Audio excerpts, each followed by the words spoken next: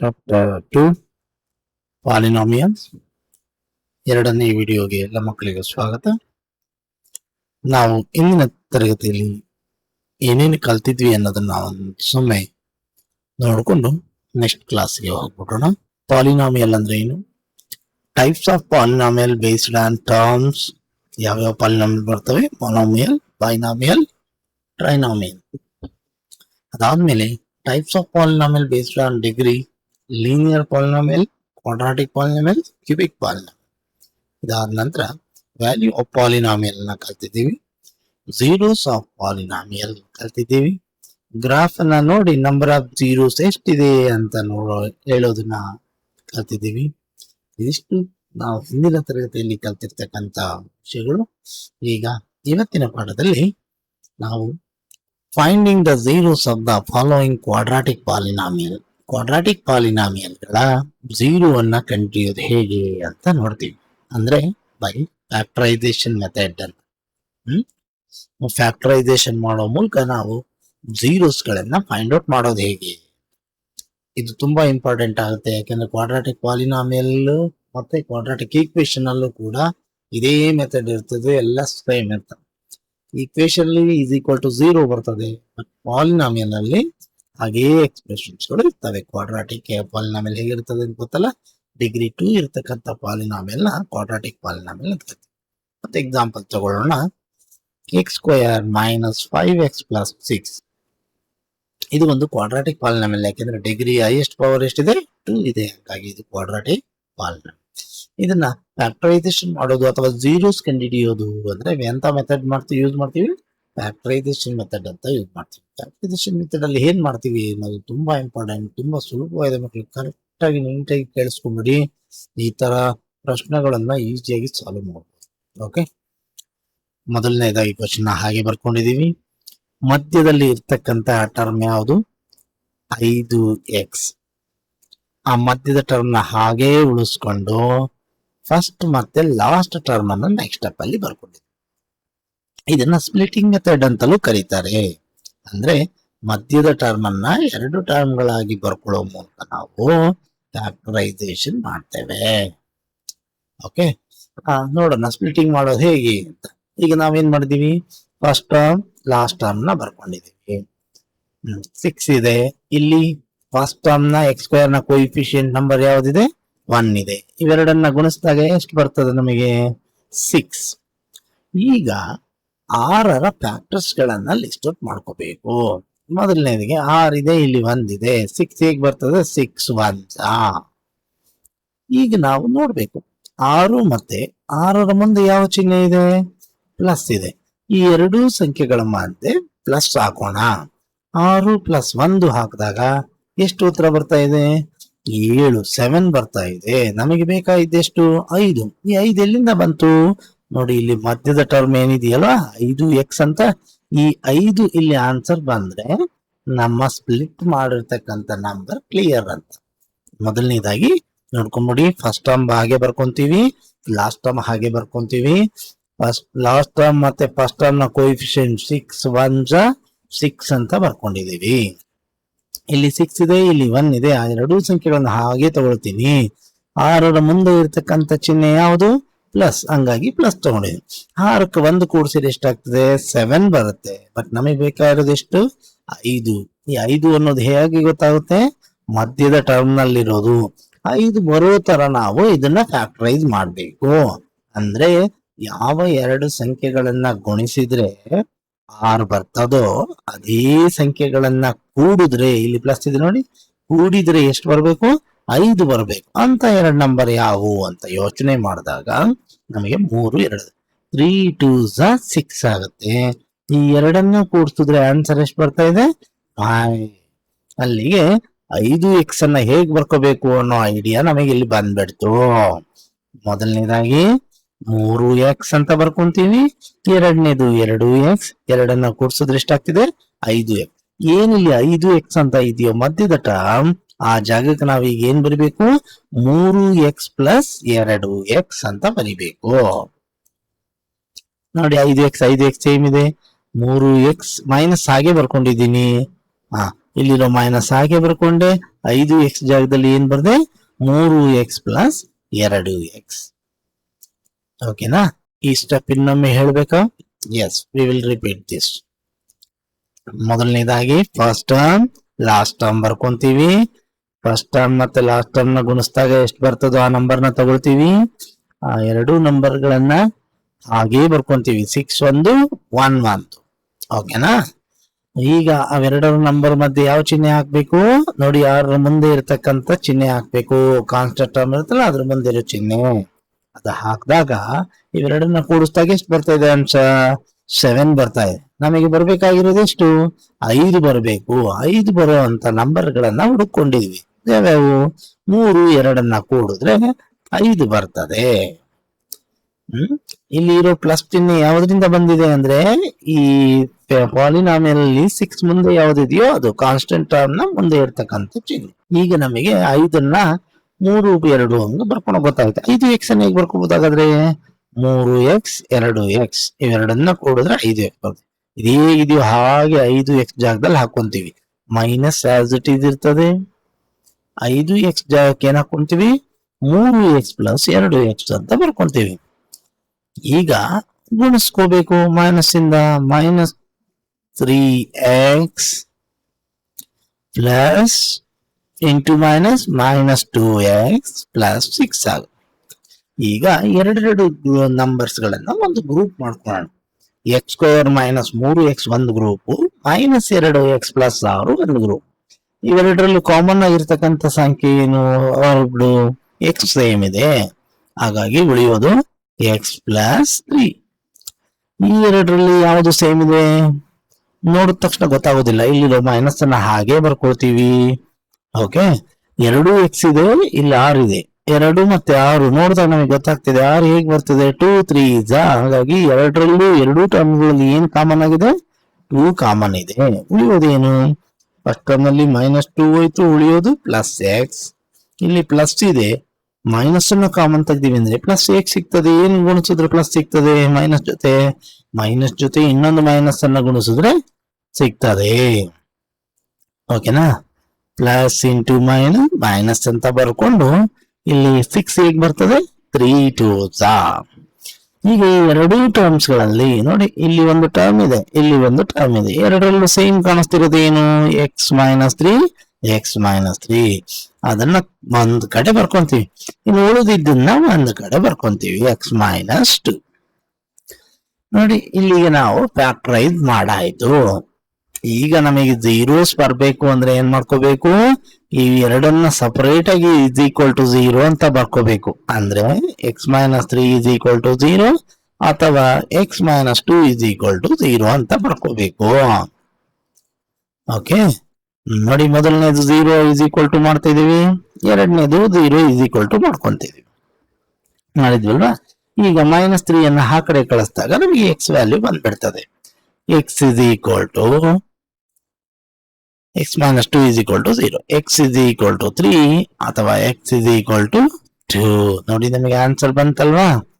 x is equal to 3 or x is equal to 2. Final ಆಗಿ the zeros of x square minus 5x plus 6 are 3 and 2. ಈ ರೀತಿ ನಾವು zeros of the quadratic polynomials ಗಳನ್ನ find out ಮಾಡ್ತೀವಿ. ಈ middle term ನ split ಮಾಡೋ method ಒಂದು ಸ್ವಲ್ಪ ಪ್ರಾಕ್ಟೀಸ್ ಮಾಡ್ಕೊಂಡ್ಬಿಟ್ರೆ ತುಂಬಾ ಈಸಿ ಆಗ್ತದೆ ಮಕ್ಕಳು. ಇಂಟು ಬರ್ತದೆ. ನೆಕ್ಸ್ಟ್ ಇದು ನೋಡಿದ ತಕ್ಷಣ ಹೇಳ್ಬೋದು x is equal to plus 3, x is equal to plus 2 ಅಂತ. ನೋಡಿ, 0 ಮನಸ್ಸಿನಲ್ಲೇ ಈಕ್ವೇಟ್ ಮಾಡ್ಕೊಂಡಿದೀವಿ, ಹೌದಲ್ವಾ? ಏನಾದ್ರು ಇಲ್ಲೇ ಪ್ಲಸ್ ಇತ್ತು ಅಂದ್ರೆ x is equal to -3, x is equal to -2 ಅಂತ ಬರ್ತದೆ. ಅಷ್ಟೇ ಸಿಂಪಲ್. ಓಕೆ, ಮುಂದಿನ ಲೆಕ್ಕಕ್ಕೆ ಹೋಗೋಣ. Find the zeros of x square minus 13x minus 30. First equation ಹಾಗೆ ಬರ್ಕೊಳ್ತೀವಿ. -13x ನೆನಪಿಟ್ಕೋಬೇಕು. ಫಸ್ಟ್ ಟರ್ಮ್ ಮತ್ತೆ ಲಾಸ್ಟ್ ಟರ್ಮ್ ಬರ್ಕೊಂತೀವಿ. ಈಗ ಫಸ್ಟ್ ಟರ್ಮ್ ಮತ್ತೆ ಲಾಸ್ಟ್ ಟರ್ಮ್ ಎರಡನ್ನು ಗುಣಿಸಿದ್ರೆ ಎಷ್ಟು ಬರ್ತದೆ ನಂಬರ್? ಅದನ್ನ ಬರ್ಕೊಂಡಿದೀವಿ. ಈಗ 30 ಮುಂದೆ ಯಾವ ಚಿಹ್ನೆ ಇದೆ? ಮೈನಸ್. 31 30 ಅಂತ ಫಸ್ಟ್ ಬರ್ಕೊಂಡ್ಬಿಡ್ತೀವಿ ನಾವು. ಇಲ್ಲಿ ಏನು ಗುಣಿಸ್ಕೊಂಡಿರ್ತೀವೋ ಈ ನಂಬರ್ ಗಳನ್ನ ಫಸ್ಟ್ ಬರ್ಕೊಂಡ್ಬಿಡ್ತೀವಿ ನಾವು. ಓಕೆ, 30 ಮುಂದೆ ಇರೋ ಚಿಹ್ನೆ ಯಾವುದು? ಮೈನಸ್. 30 ಮತ್ತೆ 1 ಮಧ್ಯೆ ಮೈನಸ್ ಅನ್ನ ಹಾಕೋದು. ಅದು ಹಾಕಿದ ತಕ್ಷಣ ಇವೆರಡನ್ನ ಏನ್ ಮಾಡ್ತೀವಿ? ಅದು ಹಾಕಿದ ತಕ್ಷಣ 30 - 1 ಮಾಡಿದಾಗ ನಮಗೆ ಎಷ್ಟು ಬರ್ತಾ ಇದೆ? 29. ಆಕ್ಚುಲಿ ನಮಗೆ ಎಷ್ಟು ಬರ್ಬೇಕಾಗಿತ್ತು? 13 ಬರುವಂತ ನಂಬರ್ ಬೇಕು. Not equals to 13. ಹಾಗಾದ್ರೆ ಈ ತರ ಸ್ಪ್ಲಿಟ್ ಮಾಡ್ಲಿಕ್ಕೆ ಬರಲ್ಲ. ಮತ್ತೆ ಏನ್ ಮಾಡೋದು? ಬೇರೆ ನಂಬರ್ಸ್ ಗಳನ್ನ ಹುಡುಕೋಬೇಕು ನಾವೀಗ. 30ಯ ಫ್ಯಾಕ್ಟರ್ಸ್ ನೋಡಿ. 15 2s 30 ಯಾವಾಗ ಬರುತ್ತೆ ನೋಡ್ಕೋಬೇಕು. 6 5s ಬರ್ತದೆ, 10 3s ಬರ್ತದೆ, 15 2s ಬರ್ತದೆ, 2 15s ಬರ್ತದೆ, 3 10s ಬರ್ತದೆ. ಲೈಕ್ ದಿಸ್ ಫ್ಯಾಕ್ಟರ್ಸ್ ಗಳನ್ನೆಲ್ಲ ನಾವು ಕ್ಲಾರಿಟಿ ಇರ್ಬೇಕು ನಮಗೆ. ಈಗ ಅವೆರಡರ ಮಧ್ಯೆ ಯಾವ ಚಿಹ್ನೆ ಹಾಕ್ಬೇಕು? ಇಲ್ಲಿರ್ತಕ್ಕಂತಹ ಮೈನಸ್ ಹಾಕ್ಬೇಕು.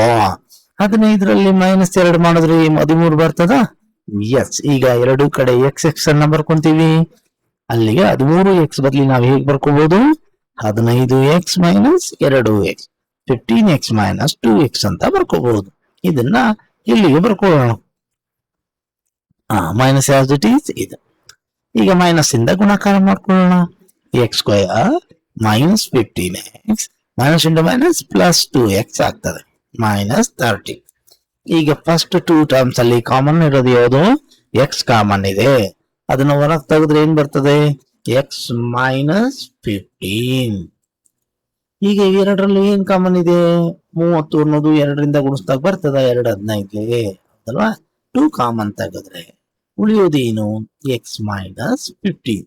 ನಾವ್ ಯಾವಾಗ್ಲೂ ಇಲ್ಲಿ ಕಾಮನ್ ತೆಗೆಯೋದುವಾಗ ಇದ್ರ ಬಗ್ಗೆ ಗಮನ ಇರ್ಬೇಕು. ಯಾಕಂದ್ರೆ ಇಲ್ಲಿ ಏನ್ ಇದೆಯೋ ನಂಬರ್, ಅದೇ ನಂಬರ್ ಇಲ್ಲಿ ಬಂದೇ ಬರುತ್ತೆ, ಬರ್ಲೇಬೇಕು.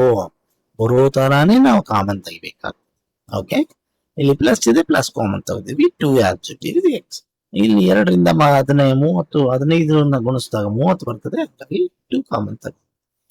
ಈಗ ಸೇಮ್ ಇರೋ ಒಂದ್ ಕಡೆ ಬರ್ಕೊಂತೀನಿ, ಸೇಮ್ ಇಲ್ಲದೆ ಇರೋ ಒಂದ್ ಕಡೆ ಬರ್ಕೊಂತೀನಿ. ಈಗ ಈಕ್ವೇಟ್ ಟು 0 ಮಾಡ್ಕೊಂತೀನಿ. ಓಕೆ, x + 2 0 ಈಕ್ವೇಟ್ ಮಾಡ್ಕೊಂತೀನಿ. -15 ಆ ಕಡೆ ಕಳಿಸಿದ್ರೆ ಏನಾಗುತ್ತೆ? +2 ಆ ಕಡೆ ಕಳಿಸಿದ್ರೆ ಏನಾಗುತ್ತೆ? x = +15, x = -2. ನೋಡಿ, ನಮಗೆ ಆನ್ಸರ್ ಬಂದ್ಬಿಡ್ತು. The zeros of x² -13x. Okay, ಇಲ್ಲಿ ಈಕ್ವೇಶನ್ ತಪ್ಪಾಗಿದೆ. ಇದು x² -13x -30 ಯಾವ್ಯಾವು? 15 and -2. We'll go for next question.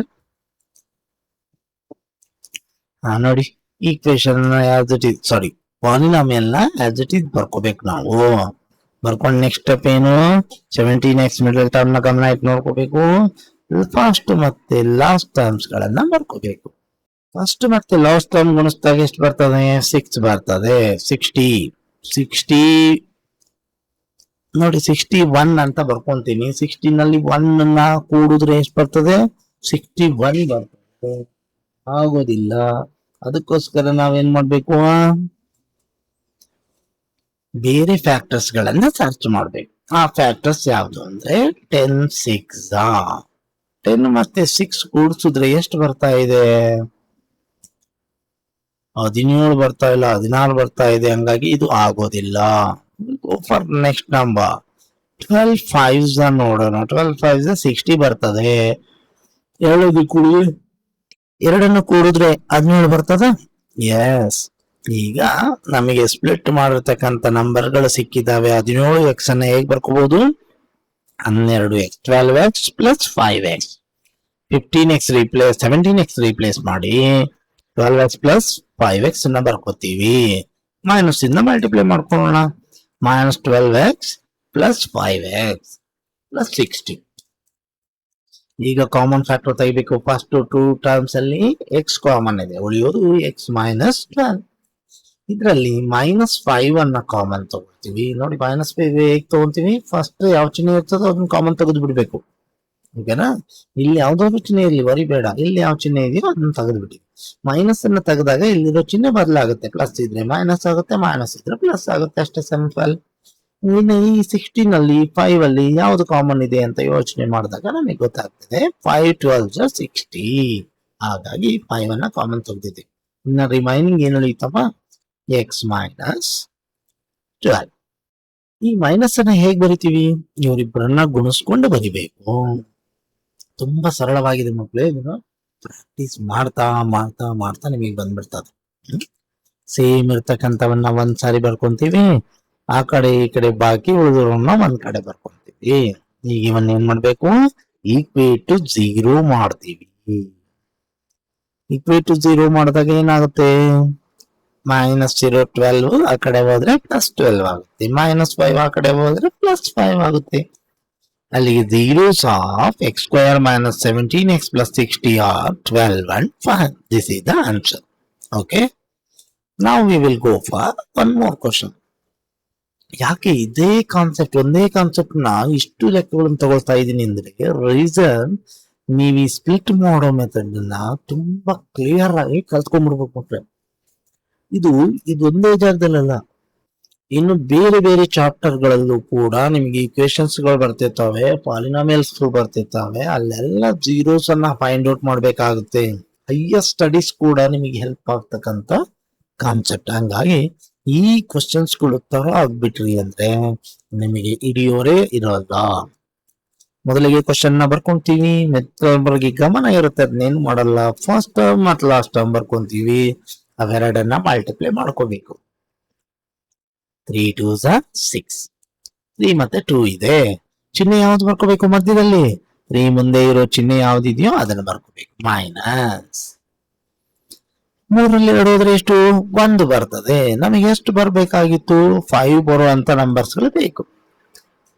ಹಾಗಾದ್ರೆ ಯಾವ ನಂಬರ್ ಅಂತ ಹುಡುಕ್ದಾಗ 6 1s 6 ಮತ್ತೆ 1 ಸಬ್ಟ್ರಾಕ್ಟ್ ಮಾಡಿದ್ರೆ ನಮಗೆ ಎಷ್ಟು ಬರ್ತಾ ಇದೆ, 5 ಬರ್ತಾ ಇದೆ. ಹಾಗಾದ್ರೆ 5x ಅನ್ನ ಹೇಗೆ ಬರ್ಕೋಬಹುದು, 6x - 1x. ಇದನ್ನ ಇಲ್ಲಿ ಬರ್ಕೊಂತೀವಿ, ಮೈನಸ್ ಆಗಿ ಇರುತ್ತೆ. 6x - x 2x². ಈಗ ಮಲ್ಟಿಪ್ಲೈ ಮಾಡಿ, -6x -(-) -x first two terms ಅನ್ನ ಕಾಮನ್ ಫ್ಯಾಕ್ಟರ್ ತಗೊಳ್ಳೋಣ. 2x ಕಾಮನ್ ಬರ್ತದೆ, ಉಳಿಯೋದು x - 3. ನೋಡಿ, ಇವೆರಡರಲ್ಲೂ ಕಾಮನ್ ಫ್ಯಾಕ್ಟರ್ ಇಲ್ವೇ ಇಲ್ಲ, ಮತ್ತೆ ಕಾಮನ್ ತೆಗೆದೇ ಏನೂ ಇಲ್ಲ ಅಂದಾಗ HCF ಏನ್ ಬರ್ತದೆ, 1. ಕಾಮನ್ ಫ್ಯಾಕ್ಟರ್ ಯಾವ್ದಿರ್ತದೆ, 1 + 1 ಅನ್ನ ಕಾಮನ್ ತೆಗೆದ್ರೆ ಉಳಿಯೋದು x - 3. ಓಕೆನಾ. ಈ ಮೈನಸ್ ಹಾಕೋದು ನೋಡಿ, ಎರಡು ಚಿಹ್ನೆಗಳನ್ನ ಗುಣಿಸಿದಾಗ ಬರುತ್ತೆ ಅಂತ ಎಷ್ಟು ಕ್ಲಿಯರ್ ಆಗಿದೆ ಅಲ್ವಾ.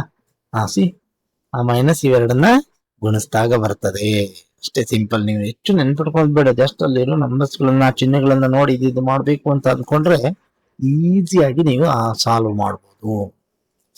ಈಗ ಸೇಮ್ ಇರ್ತಕ್ಕಂಥದ್ದು ಒಂದ್ಸಾರಿ, ಇನ್ನು ಬಾಕಿ ಎರಡು ಟರ್ಮ್ಸ್ ಗಳನ್ನ ಸೇರಿ ಒಂದ್ಸಾರಿ ಬರ್ಕೋಬೇಕು. ಈಗ ಇದನ್ನ 0ಗೆ ಈಕ್ವಲ್ ಮಾಡ್ಬೇಕು. ಓಕೆ, ನೆಕ್ಸ್ಟ್ ಏನ್ ಮಾಡ್ಬೇಕು, -3 ಅನ್ನ ಆ ಕಡೆ ಕಳಿಸೋಣ, +1 ಅನ್ನ ಆ ಕಡೆ ಕಳಿಸೋಣ. x = +3 or x -1 ಬರ್ತದೆ. This is the final answer. The zeros of 2x² - 5x - 3 are 3 and -1. Now we will go for one more question. ಎಲ್ಲವನ್ನು ಪ್ರಾಕ್ಟೀಸ್ ಮಾಡೋದನ್ನ ಮರಿಬೇಡಿ, ತುಂಬಾ ಇಂಪಾರ್ಟೆಂಟ್ ಆಗಿದೆ. ಮೊದಲಿಗೆ ಏನ್ ಮಾಡ್ತೀವಿ, ಪಾಲಿನಾಮಿಯಲ್ ಆಸ್ ಇಟ್ ಈಸ್ ಬರ್ಕೊಂತೀವಿ, ಮಿಡಲ್ ಟರ್ಮ್ ನೋಡ್ತೀವಿ, ಫಸ್ಟ್ ಟರ್ಮ್ ಮತ್ತೆ ಲಾಸ್ಟ್ ಟರ್ಮ್ ನಾವು ಸ್ವಲ್ಪ ಗ್ಯಾಪ್ ಕೊಟ್ಟು ಬರ್ಕೊಂಡ್ಬಿಡ್ತೀವಿ. ತದನಂತರ ಫಸ್ಟ್ ಟರ್ಮ್ ಮತ್ತೆ ಲಾಸ್ಟ್ ಟರ್ಮ್ ಇರೋ ನಂಬರ್ ಗಳನ್ನ ಗುಣಿಸ್ಕೊತೀವಿ. 8 3 ಬಂದಿದೆಯಲ್ಲ, ಅವನ್ನೇ ತಗೊಂಡ್ಬಿಡ್ಬೋದು ಡೈರೆಕ್ಟ್ ಆಗಿ. ನಾವು ಇವನ್ನ ಏನ್ ಮಾಡ್ಬೇಕು, ಕೂಡ್ಬೇಕು ಕಳಿಬೇಕು ಅಂತ ಯಾರು ಡಿಸೈಡ್ ಮಾಡ್ತಾರೆ, 8 ಮುಂದೆ ಇರೋನ ಚಿಹ್ನೆ ಡಿಸೈಡ್ ಮಾಡತ್ತೆ. ಪ್ಲಸ್ ಇದೆ ಅಂದ್ರೆ ಕೂಡ್ಬೇಕು. 8 3 ಎಷ್ಟು ಬಂತು, 11 ಬರ್ತದೆ. ನಮಗೆ ಬರ್ಬೇಕಾಯ್ತು 10. ಹಾಗಾದ್ರೆ ಬೇರೆ ನಂಬರ್ ಗಳನ್ನ ಹುಡುಕ್ಬೇಕು ನಾವು. 6 4s 24 ಆಗುತ್ತೆ. 6 + 4 ಎರಡನ್ನು ಕೂಡಿದ್ರೆ ಎಷ್ಟು ಬರ್ತಿದೆ, 10 ಬರ್ತಾ ಇದೆ. ಹಾಗಾಗಿ 10x ಬದಲಿ ನಾವೇನಂತ ಬರ್ಕೋಬಹುದು, 6x 4x ಅಂತ ಬರ್ಕೋಬಹುದು. ಅದು ನೇರವಾಗಿ ಇಲ್ಲಿಗೆ ಸಪ್ರೇಟ್ ಮಾಡ್ತೀವಿ. 10x ರಿಪ್ಲೇಸ್ ಮಾಡಿ 6x + 4x ಅಂತ ಬರ್ಕೊಂತೀವಿ. ಈಗ ಮೈನಸ್ ಇಂದ multiplication, -6x - 4x + 8. ಇವೆರಡಲ್ಲೂ common 3x ಇದೆ, ಕಾಮನ್ ತೆಗಿತೀವಿ, ಉಳಿಯೋದು x - 2. ಇದರಲ್ಲಿ ನೋಡಿ, ಮೊದಲಿಗೆ ಯಾವ ಚಿಹ್ನೆ ಇದೆ, ಮೈನಸ್ ಅನ್ನ ತೆಗಿಬೇಕು. ನೆಕ್ಸ್ಟ್ 4x ಇದೆ, 8 ಇದೆ, 4 8 2 4 8 ಆಗುತ್ತೆ. 4 ನ ಕಾಮನ್ ತೆಗಿಬೋದಲ್ಲ, 4 ಕಾಮನ್ ತೆಗಿ, ಉಳಿಯೋದು ಎಕ್ಸ್ ಇವೆರಡನ್ನ ಚಿಹ್ನೆ ಗುಣಿಸಿದಾಗ ಮೈನಸ್ ಬರ್ತಾ ಇದೆ -2. ಈಗ ಎರಡರಲ್ಲೂ ಸಾಮಾನ್ಯವಾಗಿರ್ತಕ್ಕಂಥದ್ದು ಕಾಮನ್ ಆಗಿರ್ತಕ್ಕಂಥದ್ದು ಒಂದ್ಸರಿ ಬರ್ಕೊಂಡೆ, ಆ ಕಡೆ ಈ ಕಡೆ ಇರ್ತಕ್ಕಂಥದ್ದು ಬಾಕಿ ಉಳಿದ್ರು ಒಂದ್ ಕಡೆ ಬರ್ಕೊಂಡು ಈಕ್ವೇಟ್ ಟು 0 ಮಾಡೋಣ. Next x is equal to answer find out ಮಾಡ್ತೀವಿ ನೋಡಿ. 3x ಇಸ್ ಈಕ್ವಲ್ ಟು +4 ಆಗುತ್ತೆ. ಹಾಗಾದ್ರೆ x ಇಸ್ ಈಕ್ವಲ್ ಟು 3/4/3 ಆಗುತ್ತೆ. Okay, this is x is equal to 4/3. Okay, ಇಲ್ಲಿ 3 ಬರೋದಿಲ್ಲ, ಇದು ಇಲ್ಲಿರೋ 3 ಈ ಕಡೆ ಹೋದಾಗ ಡಿವೈಡೆಡ್ ಬೈ ಆಗ್ತದೆ. ಹಂಗಾಗಿ answer is x is equal to 4/3. We will go for next question. 6x square minus 7x minus 13.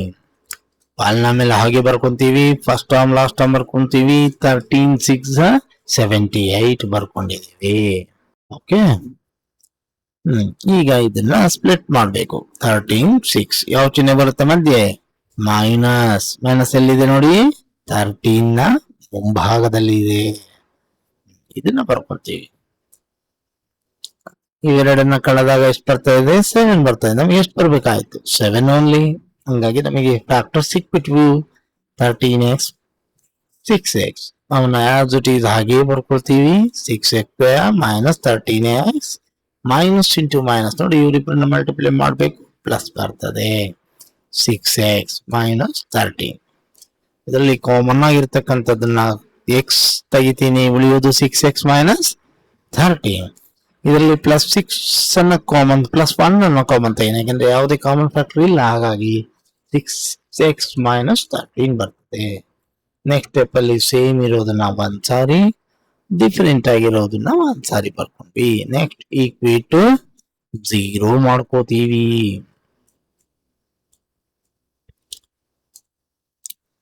ಹೌದಲ್ವಾ? 6x is equal to ಏನಾಗುತ್ತೆ? +13 or x is equal to -1. ಈಗ ಇಲ್ಲಿ 6x ಇದೆಯಲ್ಲ, ಈ 6 ಅನ್ನ ಈ ಕಡೆ ಕಳಿಸ್ತೀವಿ. ಅಲ್ಲಿಗೆ x is equal to ಎಷ್ಟು ಬರ್ತದೆ? 13/6. ಇಲ್ಲಿ ಫ್ರಾಕ್ಷನ್ ಇದು ಹೋಗಿಲ್ಲ. ಇದು 6x is equal to 13 ಆದ್ರೆ x is equal to 13/6. x is equal to minus. ನೋಡಿ, ಇಲ್ಲಿ ಆನ್ಸರ್ ಇದೆ ಕ್ಲಿಯರ್ ಆಗಿ. Okay, we will go for next question. 11x ಅನ್ನ ನೋಡ್ಕೊಂಡೆ ಫಸ್ಟ್ ಮತ್ತೆ ಲಾಸ್ಟ್ ಟರ್ಮ್ ಅನ್ನ ಬರ್ಕೊಂತಿದ್ದೆ. ಮಲ್ಟಿಪ್ಲಿಕೇಶನ್ ಮಾಡ್ಕೋಬೇಕು. 18 ಬಂತು.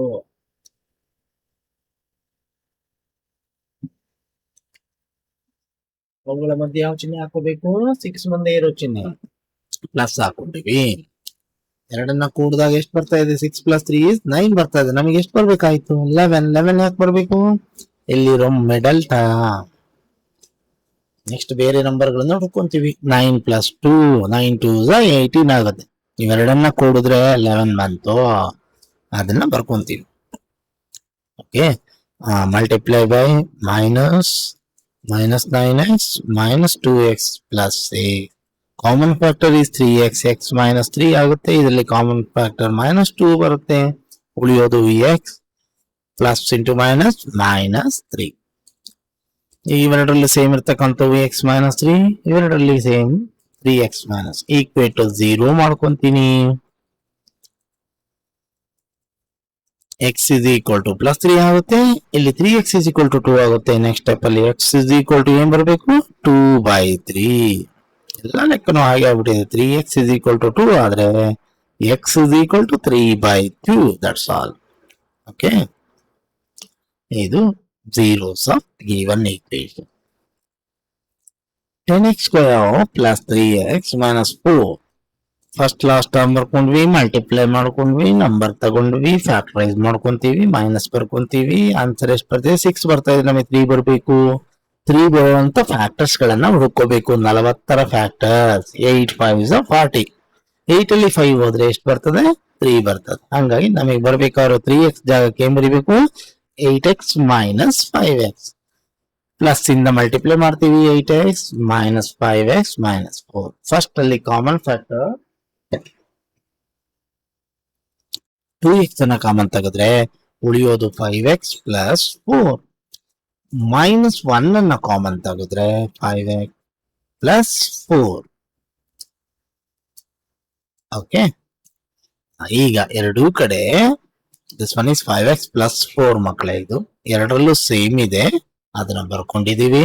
ಉಳಿದಿದ್ದು 2x ಮೈನಸ್ 1. ಈಗ ಈಕ್ವೇಟ್ 0 ಮಾಡ್ಕೊಳ್ಳೋ ಕೆಲಸ ನಮ್ದು. ನೆಕ್ಸ್ಟ್ ಸ್ಟೆಪ್ ಅಲ್ಲಿ 4 ನ ಆ ಕಡೆ ಕಳಿಸೋದು, -1 ಅನ್ನ ಆ ಕಡೆ ಕಳಿಸೋದು. x is equal to -4/5. ಅಲ್ಲಿ x is equal to -1/2 ಬರ್ತದೆ. These 4 zeros are -4/5 1/2 ಆಗುತ್ತೆ. ಓಕೆನಾ? ಮುಂದಿನ ಪ್ರಶ್ನೆಗೆ ಹೋಗೋಣ. x ಸ್ಕ್ವಯರ್ -x -32 ಇದೆ. ಇವೆರಡನ್ನ ಮಲ್ಟಿಪ್ಲೈ ಮಾಡಿದಾಗ ಎಷ್ಟು ಬಂತು? -132. ಓಕೆ, ಮೈನಸ್ ಮಾಡಿದಾಗ 131 ಬರ್ತದೆ. 1 ಬರ್ಬೇಕಾಗಿತ್ತು ನಮಗೆ ಅಂತ ನಂಬರ್ ಹುಡುಕಿದಾಗ ನಮಗೆ ಯಾವ್ದು ಸಿಗ್ತದೆ? 12 and 11 ಸಿಗ್ತಿದೆ. ಅದನ್ನ ತಗೊಳ್ತೀವಿ. 12x ಮೈನಸ್ 11x ಮೈನಸ್ ಇಂದ ಮಲ್ಟಿಪ್ಲೈ ಮಾಡಿದಾಗ 12x ಪ್ಲಸ್ 11x ಬರ್ತದೆ. -132.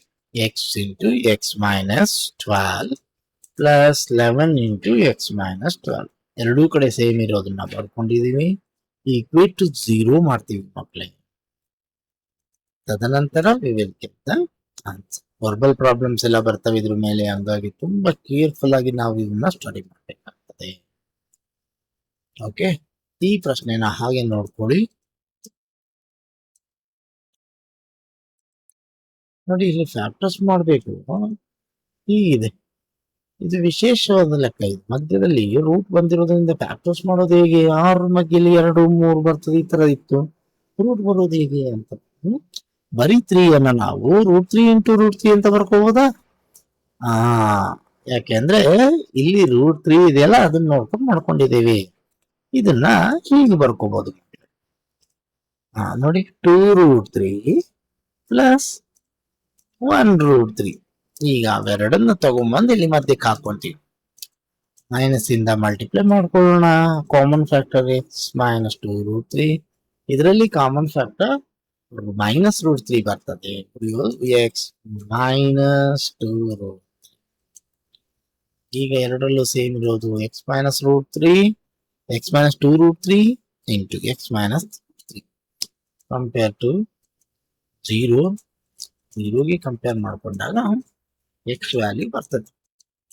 ಒಂದು 2√3, ಇನ್ನೊಂದು -√3. Okay, thank you very much ಮಕ್ಕಳೇ. ಇಷ್ಟು ತನಕ ನಿಧಾನವಾಗಿ ಕೂತ್ಕೊಂಡು ಎಲ್ಲ ಲೆಕ್ಕಗಳನ್ನ ನೋಡಿದಕ್ಕೆ ಎಲ್ಲರಿಗೂ ಥ್ಯಾಂಕ್ಸ್. ಸಬ್ಸ್ಕ್ರೈಬ್ ಮಾಡೋದನ್ನ ಮರಿಬೇಡಿ. ಮುಂದಿನ ಕ್ಲಾಸಲ್ಲಿ ಭೇಟಿಯಾಗೋಣ. Thank you.